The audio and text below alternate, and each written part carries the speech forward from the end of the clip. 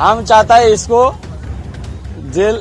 Jail होना चाहिए और सस्ते होना चाहिए। उसका साथ पुष्पा जो डायलॉग दिया था इलेक्शन का पहले, हम पुष्पा झुकेंगे नहीं। अभी पुष्पा का क्या हुआ? पुष्पा अभी पूरा झुक गया।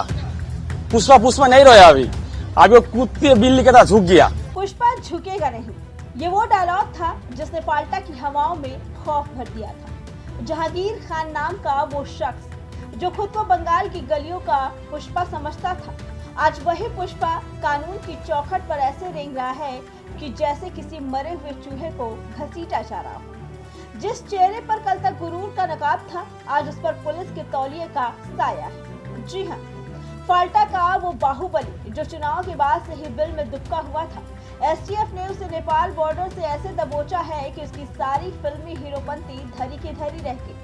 तस्वीरें देखिए, ये वही जहांगीर है जो कहता था अगर अजयपाल शर्मा सिंघम है तो मैं पुष्पा हूँ और पुष्पा झुकेगा नहीं।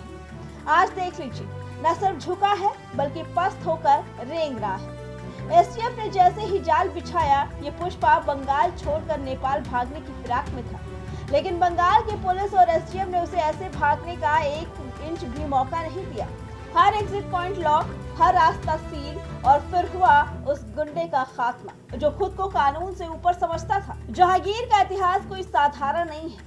ये वो शख्स है जिस पर जबरन वसूली, धमकी देने, राजनीतिक हिंसा भड़काने और कानून व्यवस्था को तहस नहस करने के 7 से ज्यादा गंभीर मामले दर्ज हैं। फाल्टा में इसने डर का वो साम्राज्य बनाया था जहां जुबान खोलना गुनाह माना जाता था। 29 अप्रैल को फाल्टा में क्या हुआ था? हिंदुओं को वोट देने से रोका गया, लोकतंत्र की आत्मा को छलनी किया गया, चुनाव आयोग को मजबूरन 21 मई को रिपोलिंग करानी पड़ी और उस वक्त इस जहांगीर को लगा था कि वो चुनाव जीत लेगा। लेकिन जब ईवीएम खुली तो जनता ने उसकी सच्चाई दिखा दी। 10,000 वोट का आंकड़ा भी ये नहीं छू पाया। अपनी हार और गिरफ्तारी की आहट मिलते ही ये दुम दबाकर बंगाल से बाहर भाग निकला।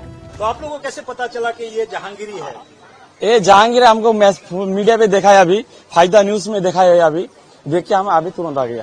क्या चाहते हैं आप लोग? हम चाहता है इसको जेल होना चाहिए और सस्ते होना चाहिए। उसका साथ पुष्पा जो डायलॉग दिया था इलेक्शन का पहले, हम पुष्पा झुकेंगे नहीं। अभी पुष्पा का क्या हुआ? पुष्पा अभी पूरा झुक गया। पुष्पा नहीं रहा अभी वो कुत्ते बिल्ली के तरह झुक गया। इसलिए बोल रहा है शेर ही होता है, कुत्ता ही होता है। वो अभी वो जो कोलकाता का फाल्टा का पुष्पा है, उसको फांसीदह में पकड़ कर लेके आया है, तो हम लोग उसको इधर देखने के लिए आया है, प्रोटेस्ट करने के लिए आया है। आज जब ये गिरफ्तार हुआ तो फाल्टा के लोग खुद कह रहे हैं पुष्पा सरेंडर कर चुका है।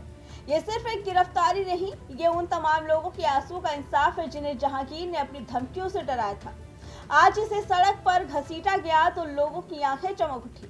आज का दिन फाल्टा के उन निडर नागरिकों का है जो कल तक घुट कर जी रहे थे। देखिए, अपराधी चाहे कितना भी बड़ा क्यों ना हो, वो फिल्म का किरदार हो या हकीकत का बाहुबली, कानून की चक्की जब चलती है तो बड़े बड़े पुष्पा भी पिसकर पाउडर हो जाते हैं। एसटीएफ की कस्टडी में अब ये जहांगीर उन राजों को उगलेगा जिनकी गूंज डायमंड हार्बर से लेकर कोलकाता की गलियों तक सुनाई देगी। ये गिरफ्तारी इस बात का स्पष्ट संदेश है, बंगाल में अब गुंडागर्दी का सीजन खत्म हो चुका है। जिस तरीके से इसे रेंगते हुए ले जाया गया वो इस बात का सबूत है कि कानून हाथ में लेना कितना महंगा पड़ता है।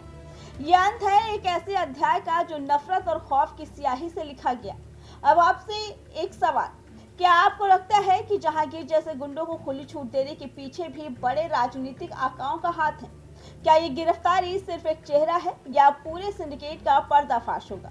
हमें कमेंट करके जरूर बताइए। Bureau report, prime TV.